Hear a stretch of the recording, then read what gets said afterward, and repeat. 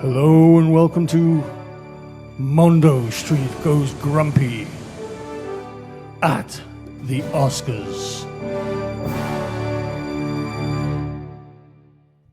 Hello and welcome to Mondo Street Goes Grumpy at the Oscars. I am your beautifully tailored, your beautifully turned out Hollywood Oscar reporter. And opposite me, unfortunately, is the scuzzy pap trying to get the pictures. And like Show us more leg. more leg, love. Evening, Daniel. Evening. How are we doing? One without the husband. One without the husband. Go One on. without the husband, yeah. Oh, there goes Emma Stone. This way, Emma. Yeah, an Oscar, yes. So we have gone for a fairly sweary-free version of Mondo Goes Grumpy to talk about the recent Oscar ceremony. There's one thing I want to bring up straight away about the Oscars because I want you to get it out of your system. But I doubt you're going to get it out of your system. So I think if I say it now, Oh goodness, what is my? you might wear out. You warning? might wear yourself out. Your batteries might run down.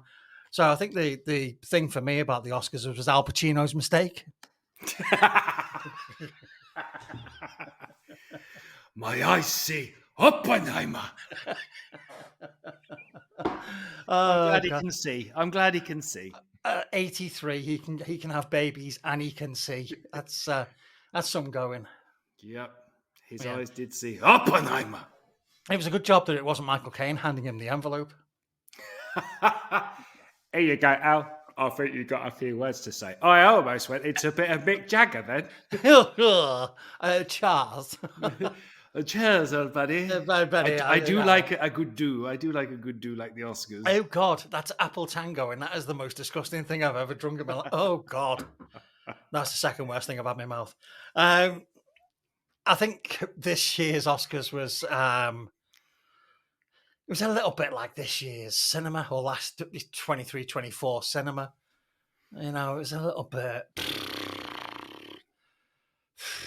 I think there was more entertainment on the night than there was in the winners, in my opinion. That's a good point. I think it was premeditated. It was people knew what was going to happen. It was a given. It wasn't a given, but it was predicted, and I think it fell into that prediction because Hollywood, being Hollywood, did what Hollywood does best. Which is it rewards itself and celebrates itself and protects itself. I just found it all a bit disappointing because you know the box office for 23-24 was dominated by Oppenheimer and Barbie, but it doesn't mean that they were the best films out there. And I suppose I'm still, even at my age, I'm still naive enough to think that the Hollywood, the Oscar Academy would actually vote for best film, and they still seem to be voting for most biggest box office. I don't even know if it was biggest box office. I think it was, to me, voting for Oppenheimer is very much. I'm going to keep count. Al Pacino's is very much. It's gone for the film that was big budget, big concept, had a good cast by Hollywood standards. It did, turning in solid performances. It wasn't pure blockbuster like a Marvel movie, for example, but it was blockbuster with a high art intent. Yeah. And for me, it missed that mark for me. But I think that's where Hollywood's decided to pin its tail on that donkey. Yeah. That's a real shame because I don't actually think that Oppenheimer was the best film of last year. We spoke about this the other day, but it's definitely one of the longest. Apart from Al Pacino. Apart from Scorsese, sorry. Yeah, Killers it's a fine line. It's a fine line between Pacino and Scorsese. Well, they're both about the same height, aren't they? Same age, same origin. So much, but it just reeked of we're going for that film, whereas something that created one of the biggest buzzes to get bums on seats back in the cinema post-COVID was the Barbie movie. And do you know what? That was the best thing I saw. It was just escapism, humor, tongue-in-cheek. It was just good fun. It was good fun to watch. And yes, it was pushing a message down your throat, which I think needed to be done. It was calling to task after all the Weinstein Gate, etc. It's calling to task male dominance in society. I think that is great. Yeah. But that film was just pure, unadulterated joy. It was just great fun to watch. It really was. And I think there were some set pieces, one of which was in the Oscars ceremony itself. Yeah. Which was just fantastic. The Oscar night for me was made by Ryan Gosling singing I'm Just Ken. Yeah. It was superb. Yeah. It was Schwarzenegger and DeVito for me. They made the whole night doing the Batman shtick. I thought that was brilliant. What an asshole. Maybe we should change your name from Scummy Pap to Mr. Impersonator, something like that. They call me Mr. Impersonator. Get me to the chopper. I didn't know Stallone was at the Oscars. It's a fine line between Sylvester and Arnold. Yeah. It's an Expendables movie away. Oh, well, they were both in Expendables together. Yeah. It was just I don't know. I found Oppenheimer as a film to be incredibly underwhelming. And I don't think... Well, it wasn't the best film of the year for me, and I can't tell you what was the best film of the year for me, because I'm just going to keep saying Poor Things or Banshees of Inisherin, even though Banshees of Inisherin came out last year. I just think that's one of the best films I've seen, but I don't know, it just all felt a little bit pat and a little bit predictable, and oh, look, here we go again. But is that a case of that's the Oscars now? Because it's been heavily criticised for the past few years. Yeah. That it's, I mean, for goodness sake, everything, everywhere, all at once. Why, how, and what the F was that about? Because after the complete massive hype of it winning Oscars, and I went in, I was really, okay, I'm really looking forward to this. Yeah. And it started, and I'm like, okay, what the heck's going on? And it just never went from that space of what's going on. Yeah, I think I know why it won the Oscars, because its source material didn't win any Oscars, and obviously its source material being The Matrix, because it is just a bloody Matrix ripoff.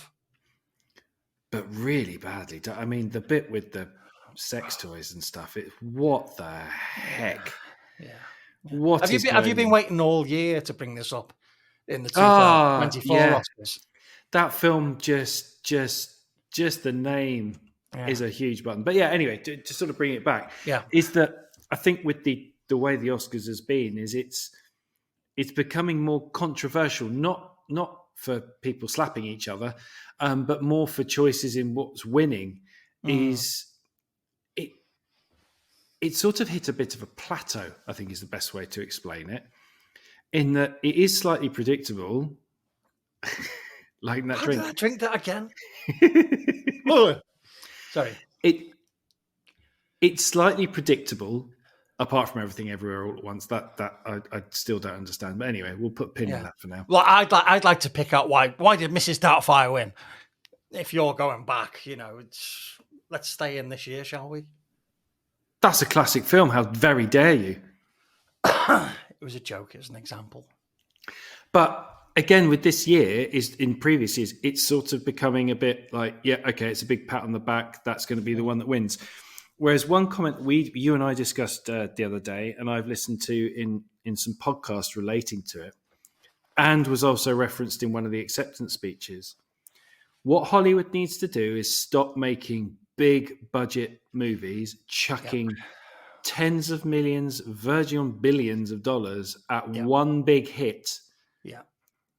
to have it not rake back what it was spent, divvy that up and make a good number of independent or smaller films with great scripts. What the heck? With great scripts, a good cast working for a relatively normal salary, a couple of million rather than tens of millions, with good up and coming directors, great scripts, great production. Why does it keep doing that? I need to point out something. We are not AI generated, unlike a lot of the Hollywood scripts. That Dan's fancy MacBook is obviously picking up his thumb signal and going, "Oh, look, I can do silly things." Please don't do that. So anyway, looking for a new co-host here at Mondo Street.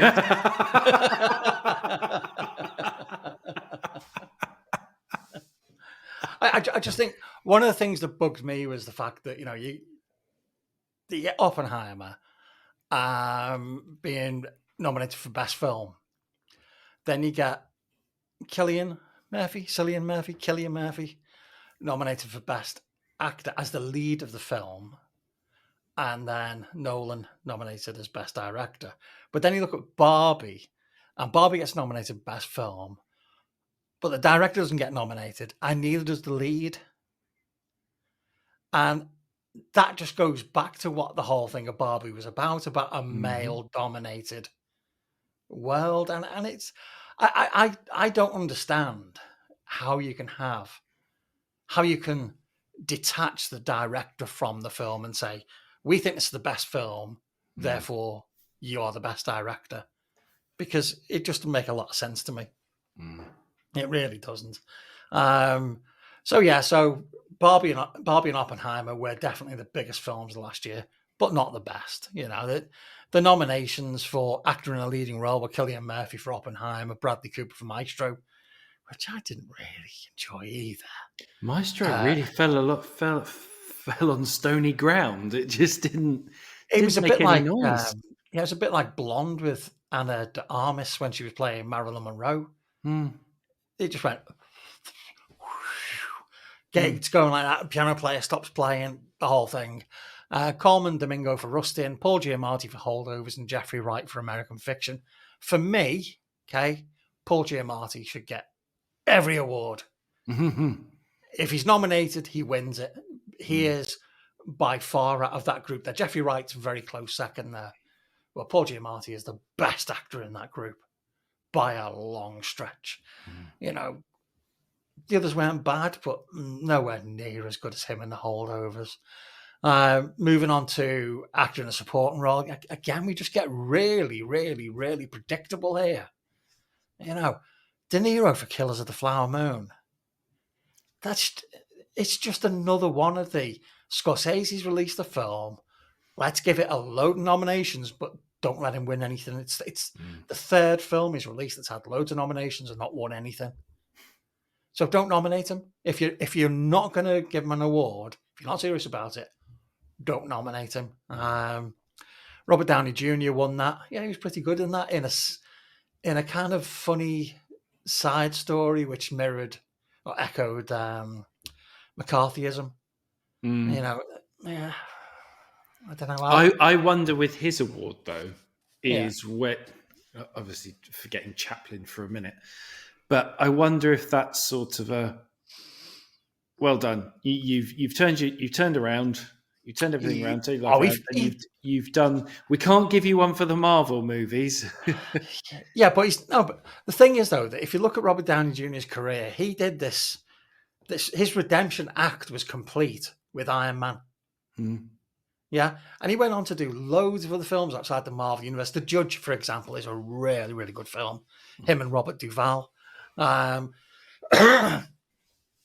So let's not be giving him a Lifetime Achievement Award just yet. There used to be an actual Lifetime Achievement Oscar. You want to do that?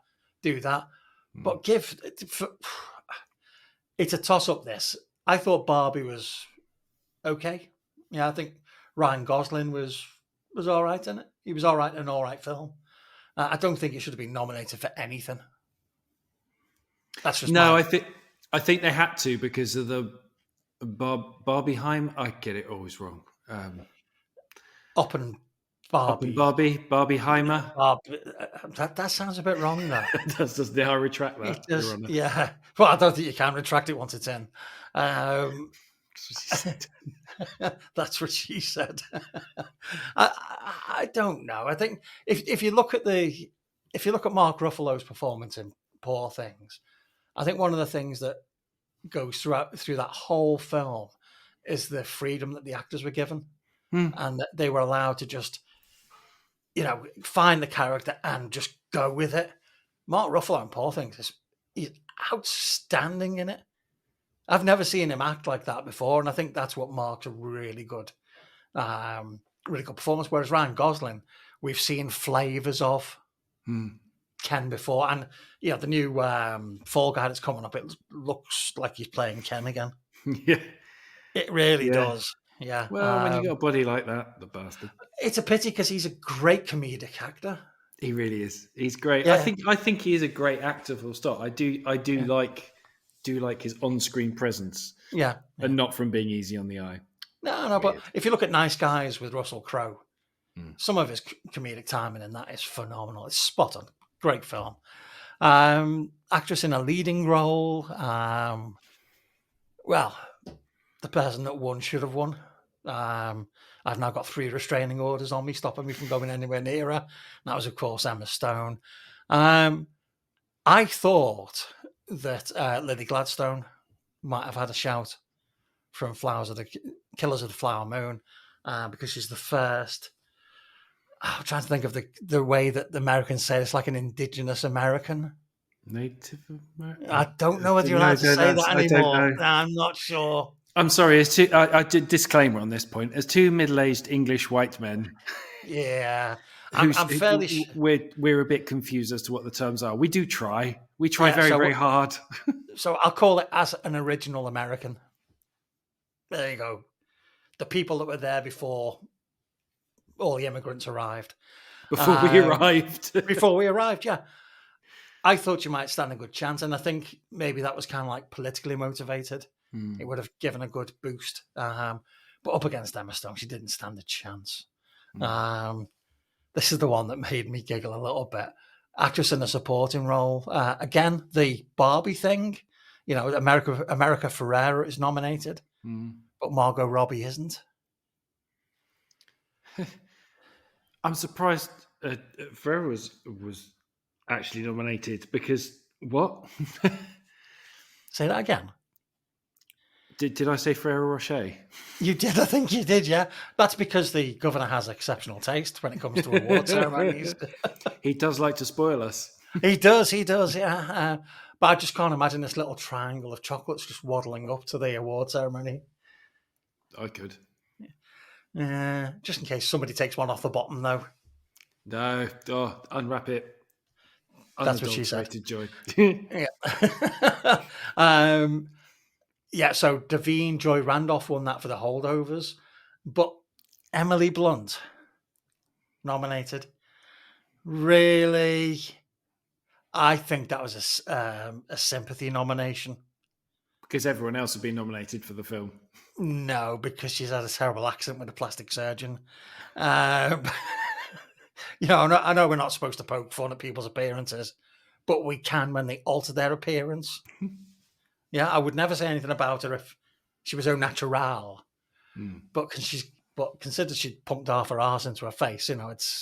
It's not looking good for her, is it? So maybe they'll win your Oscar.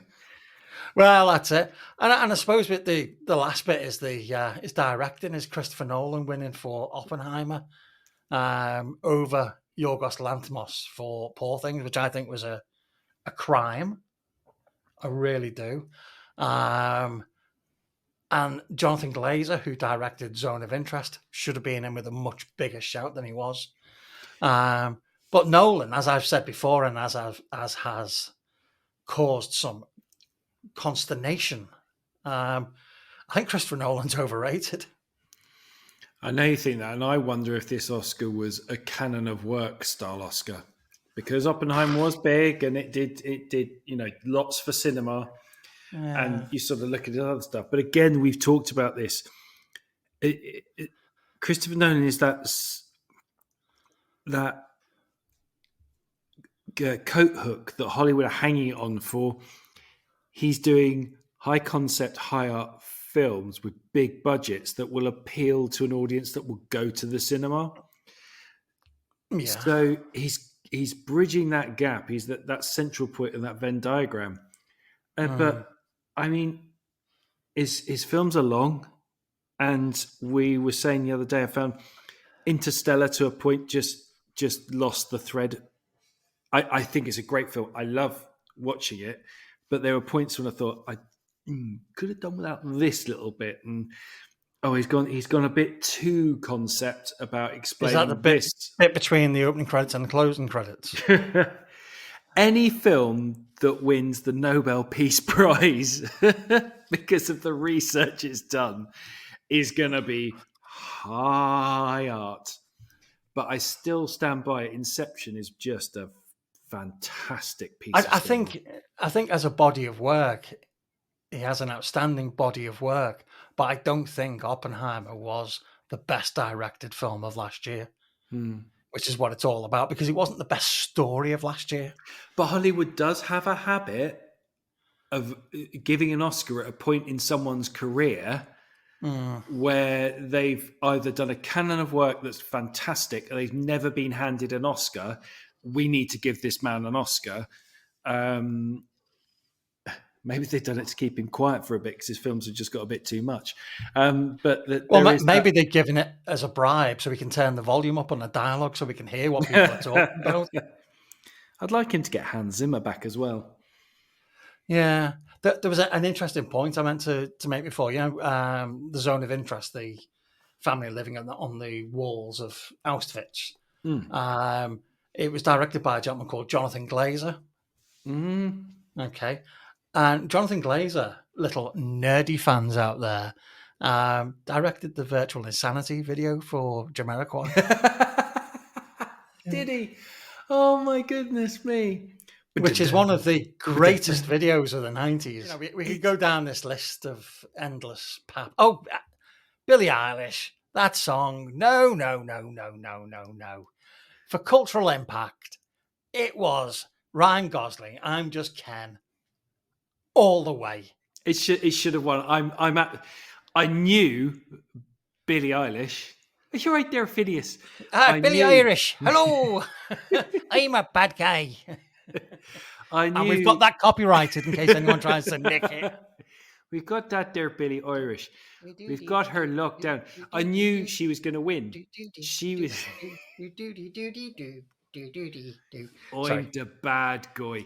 I'm the bad guy. We've talked about this endlessly. It was a given that she was going to win because that is Oscar territory. It's an Oscar given song. Power ballad. But I'm Just Ken. Oh, sorry. I had that on the car yesterday because it's just a phenomenal piece of songwriting. Well, you're still wearing your Barbie sweatshirt, so I know I am. Yeah, I am. Salmon, not pink. It's because I'm Knuff. Knuff, yeah, Kinel.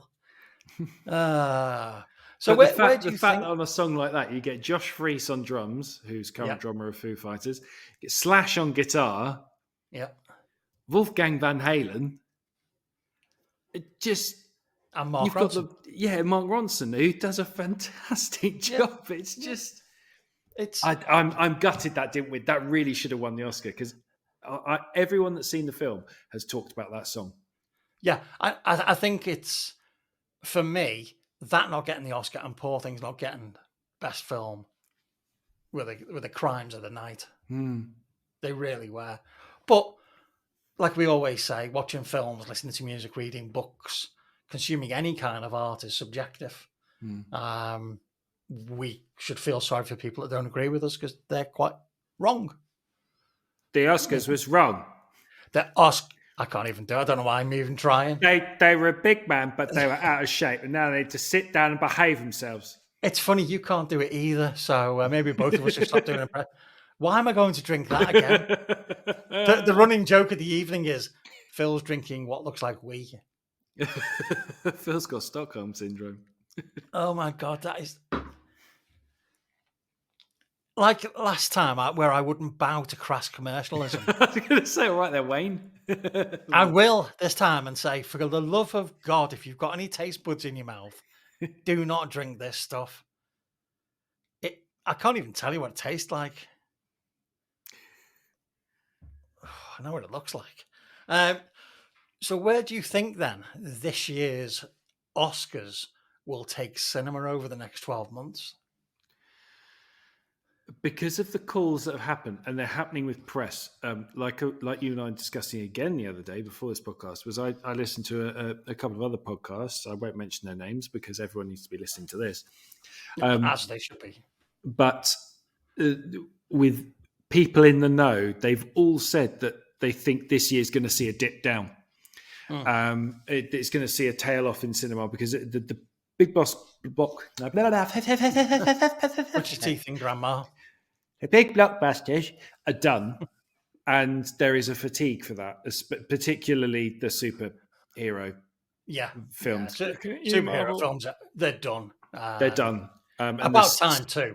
The sooner Disney wake up and realise that, the better for everybody. But there's, I read another article today, which is Gen Z and to a cusp millennials are fed up with seeing rehashes, remakes, reboots on streaming. Yeah. They want good original content. They're happy to see less of it, but they want different content because at the moment, and I completely agree, I'm switching off Disney because it's just I'm done with the reboots and the rehashes and what have you. Yeah. Everybody's after original content, and I think I'm hoping that the powerhouses that be cotton onto this and say, right, let's look at alternative films that are doing well. Because if you look at the Oscars list, apart from Barbie and Oppenheimer, they're smaller budget, almost indie film, and they're all up for Oscars. As close to indies you can get with today's prices. Yeah, exactly. Prices. Yeah. There's a lot to be said for that, and I think we might, like we have done in the past year, we might see one or two big blockbusters, but with a smaller budget, because I think the budgets was crazy for that. Oh, silly money. And I think we'll start to see some smaller films. So it'll be interesting to see what next year's Oscars are going to be like, because I'm hoping to see less block, more buster. Yeah. I think we covered a lot of this in our Patreon episode, which was nattily titled "Fuck You, Kevin Feige," because of what the Feige syndrome has done to Marvel and henceforth to Disney, which is flog the horse until it's dead, keep on flogging it, and hope it comes back to life. Thing is, they flogged it so much that they've got glue. Well, they've gone past glue. They've gone into the pavement now, and I think hopefully they've got that. I think the only big superhero film that's scheduled for this year is Deadpool 3. Yeah, that's a Venom one as well, but Venom's not a massive tentpole film. No, I think it's going to be interesting to see how Deadpool 3 does, because like I've alluded to before when we've spoken, is I wonder if we're going to start hitting Ryan Reynolds fatigue. Which I'm wondering if we're getting there, because he is just everywhere, and I love him. I think he's great. I really do. But there's only so much of the same shtick in every movie that you do that you can take. Because he's not a chameleon. He's not a De Niro, DiCaprio. He's not, or a Daniel Day-Lewis, somebody like that who's a true actor who can morph and change into a different character. He is basically Ryan Reynolds in a different situation. I mean, even in the trailer for If, he's playing a muted version of Ryan Reynolds. But when it gets to the shtick and the slapstick style, it's still Ryan Reynolds. Yeah. Which is great to a point and has its place. I mean, if you look at the film Spirited, which was on Apple TV with, Will Ferrell, there are elements of that are absolutely fantastic, because that's where Ryan Reynolds is great. And I think him sparring with Will Ferrell that's comedy gold. I mean, that's a license to print money. But I'm interested to see how Deadpool 3. It's not going to go up for the Oscars. I'd be amazed if there's anything in there for the Oscars. No, it's. I don't think a film like that is written with Oscars or awards in mind. I think it's written with box office in mind, and I think there's a certain amount of genuine spirit towards the fans as well, because totally the whole thing around Deadpool 3, as far as we know, is about putting in as many characters from as many different source materials as possible, and allegedly with a lot of jokes at Kevin Feige's expense. Yeah, and big pokes at Disney as well. Even in one of the trailers I saw, he's taking arms at Disney, and I think that's maybe ironically, and this is great PR if it does, is Deadpool 3 the film that breaks the superhero franchise apart? Because it was on the fringes of the superhero. It came in, it got mainstream. It was the film that was never going to be made, finally got made, then a Deadpool 2, and now they've all poked fun, and they've not been allowed to use certain characters because of contractual blah, blah, blah. If this is the one that brings in the fringes, is this the one that's going to poke so far that it breaks? Yeah. She said. And I don't know, but I don't think any of the Deadpool films have been mega budget. I think they've been all around maybe the 75 to 90 mark, something like that, which is a huge amount of money. Don't get me wrong. I'm not saying. Wasn't Brad Pitt's cameo unpaid, I believe? Well, it was for a cup of coffee, wasn't it? It was. Yeah. Brilliant. But it was like Mates Rate or something silly like that. But I think if it can be a success when things like Ant-Man and the Wasp, not Ant-Man Quantumania, the Marvels, what was the other one that was Aquaman?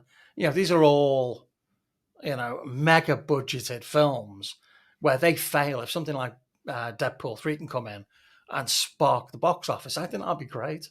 Yeah. I'm totally behind it. I'm going to be there watching it. I loved the Deadpool films. I really do. I think they were great tongue-in-cheek. I love the humour, the script writing. I thought it was what was needed. I'm really excited for this one. I think the problem, though, is I think Hollywood always goes into protection mode, doesn't it? Spending a lot of money on a film is giving a few people a lot of money. Yeah. So then hardly going to want to come away from that. If they can go and make another Oppenheimer or a remake of something or a rehash of something, I think they're going to do it. I really do. I know. There are certain things which are holy ground for me with cinema and franchises. And some of those have been broken a little bit. And that if suddenly I hear that Back to the Future 4 has been made, that's it. Hollywood, you and I are done. Or a remake of Jaws. Remake of Jaws with... Oh, good Lord. Goonies 2, no. Nope. Goonies 2, where are they now? Hi, I'm a dentist. No. And one of them's a lawyer. Chunk is a lawyer. Yeah, Chunk is a lawyer, yeah. Yeah. That's brilliant. Absolutely brilliant. Imagine, what is your defence? The Chunk shuffle. Where you going? It all started when I was a child. And then I picked up the center with... That would be the best. We've got the point of, in our other podcast, What's in the Box, available on all good streaming services. And a damn good listen. I've got to say so myself. I've really got to say so myself. Oh, the Tango Sugar's kicked in. But we've got a case where Fincher, in our series that we're discussing now, has hit content that is not fiction. It's historical fact. With Nolan, we kind of got that. He did Dunkirk. Yeah. But Dunkirk was stylistically very interesting because the time frames were all over the shop. So when you're watching one thing happening, it suddenly went to something completely different at another time. Yeah. So you had that juxtaposition. Whereas you don't really with Oppenheimer, you've got historical fact. So is it a case of a director's doing historical fact, doing it well, but again, it's not a fictional story, so you kind of know what's going to happen, and it plays on that. Do you know what the end result is? Yeah, a giant bomb goes off. yeah, I'm not but you don't even belittling. see it. You don't see it. I'm not. Which goes to a point that I've made in episode 6 of What's in the Box, available now from all good podcast platforms, when we're talking about Zodiac and the fact that Fincher was dealing with fact, is that, can you imagine another director making that film? So if you look at Interstellar, nobody could have made that film. That's just pure Nolan, that. But you look at Oppenheimer, yeah, I think there's a lot of directors out there that could have made that film. Similar with Zodiac. Fincher, nobody could have made Fight Club, but lots of people could have made Zodiac. Good point. Yeah. And I just don't think. I think Oppenheimer is it beneath him just doing a biopic? I don't think so. But then that would contradict what we've discussed before and I've raised. But I don't know, and I have gone cross-eyed. I genuinely don't know. I don't think it's beneath him. Yeah. I think because he made a stylized film, he made a Nolan film. Yeah. It's not in his further reaches of normality, like something like Tenet, Inception, Interstellar, Memento, even to a point. It doesn't feel like a Christopher Nolan film. I've been confused by his films before. I've never been bored by his films before. But like I've been saying, you've been saying as well, is maybe that is the issue of making a biopic film. Yes. Is that any director can fall short because it's a story that is known. It's in the public canon. Yeah, everyone knows it. You know the end result. Yeah. You're just going along for the story to get you to the end of what you know is the big climax. And him not showing that is indeed what she said. But him not showing that, is saying to you as the viewer, he believes you're intelligent enough to know what is going to come next. But everyone wants to see it. You want to see how it's going to display on screen. Because part of going to cinema is being titillated, is having a cheap thrill, is having an ooh and an ah, even in a biopic. That's a different type of film you go to see, sir. Oh, that's the club round the corner, not the cinema. I don't know. It wasn't a bad film, but it just wasn't what I was expecting. I just found it slow and meandering. Well, that's the thing is people are saying we need films that are about 1 hour 40. Yeah. We were talking about this the other day. 1 hour 40, 1 hour 50. 2 hours is your okay, we're into long territory here. Yeah. But 1 hour 40. And the thing is, there have been some great biopic films that have been made. Air, for one. Yeah. I could not praise that enough. Yeah. I knew a little of the story, but I didn't know a lot of it. Yeah. That was phenomenal. I went to the cinema, saw that a preview screening, and I came out raving about it. Yeah. It wasn't a long film. It wasn't Oppenheimer. It was short, sweet, great cast, great script, superb acting. I tip my hat to you, Ben Affleck. You did a stonking job with that. Yeah. But that's a biopic film that works. When you're looking at biopics that work, that are relatively short, I thought Tootsie was a good biopic.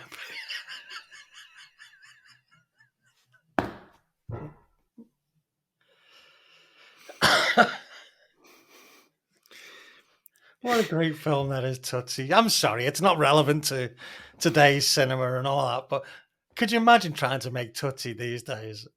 Could you imagine trying to make Rain Man these days? Oh, God. No, but Tootsie, though, come on. What a beautiful, inoffensive, gentle film it was. They'd get moided if they tried to make it nowadays, wouldn't they? I think, honestly, if they tried to make Forrest Gump today, there'd be problems.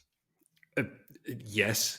Yeah, there would be. I think somebody somewhere would object to Forrest Gump. Look at they're doing a live action version of Snow White and the Seven Dwarfs. There's already controversy over and haven't they changed it that they're not? Well, I don't know. What is the correct term now? I I'm not even going to. I don't think it's dwarves. I don't think it's dwarves. I'm not sure. It's not. People of reduced height. I think that's rude, though. I don't know what it is. Oh God. But the 7 companions that Snow White has. There's been Snow White and her 7 companions. There's been all recasting and re-speciesing them. But are they species fluid? I lose the plot. That one there's a rabbit. That one there's a dinosaur. I don't know why, but they wanted a dinosaur. That one there's a cat. Yeah, I just don't. But the thing is, the names of the 7 dwarfs, you couldn't call them Happy. What is bipolar? Sneezy. Is he got a nasal disorder? Dopey. Yeah. Was he oxygen deprived at birth? You just can't. So you couldn't make Tootsie. You couldn't even make Mrs. Doubtfire. Man dresses up as woman to stay with family following divorce. Oh, hello. Hello. I'm your little Storker. Yeah. Oh, as he says to Billy Connolly. Yeah. Oh. It was a drive-by fruiting. I'm your nanny. Oh, God, that's disgusting. He's done it again. Oh, hello. There's so many films, and we're going to do an episode on this on the death of comedy, because I think comedy's been hit harder by the how do I put this now? Because I don't even know how Wokerati. I don't even know how. Do we call them the progressives? I don't know what we call them. Did you have a mini stroke then? No, I committed crazy racism. Did you have a mini stroke? And we're off. Oh my God. Only took you 1 hour and 3 minutes to lose your shit. I'm going to be sick. That's what she said. That was so... That's the only Trump impression I can do. That's an outtake nobody's seen. Oh, God. Brilliant. Yeah, so we're going to look at the death of comedy and cinema because of how things have progressed or regressed, whichever way you look at things. To advise viewers, please watch the film Tropic Thunder in That's stroke catching. And that's obviously not to lighten the impact of having a stroke. That's what she said. Watch Tropic Thunder, because that will be heavily referenced during that episode. It will be. As will Superbad. So put a double bill together of that. If you've got plenty of time, just pick any comedy that's on Netflix as an example of how comedy has died.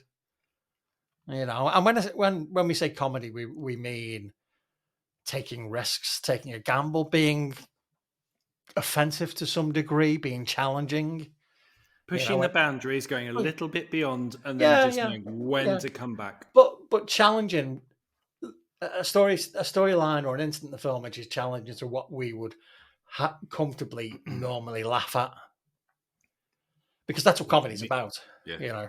Comedy is about saying, "Well, I shouldn't really laugh at that, but I'm going to."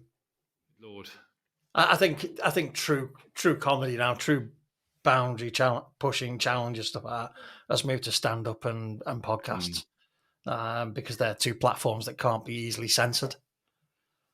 But that is for another episode. It is for another episode. So we need to wrap up on the Oscars. We do. I think I would really gone off to 6 degrees of separation. Yeah, as long as we don't include Will Young, because I'm going to slap that bitch. I just think we need to wrap up. I think it was a Will Young. Did I say Will Young?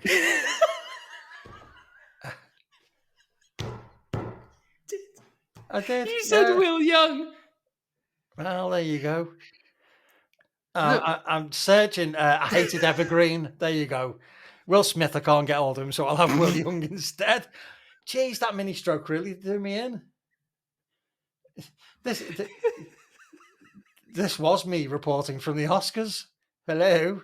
I think that the ceremony itself was a wonderful celebration. Yeah, I think it was. I think it was good. But I think the Oscars that were handed out, I was a bit disappointed by quite a few of them. It wasn't what I hoped for, but it was what I predicted. I think what the Oscars got right this year was that they knew what would be a viral moment. And in the presentation, it was chock-a-block full of those sort of bits. Oh, it was. Al Pacino, for one. So thank you for joining us as I stand outside the Oscar Dolby Auditorium. Hi, Emma. Call me. Thank you for not papping me during this process. I do enjoy it. Thank you very much. Hopefully next year we'll be standing here, sitting here, crouching, celebrating some more deserved winners. Maybe Scorsese will win something next year. Who knows? So from me and my disgusting drink, it's good night. And it's good night from me. Pap, pap. Pap, pap.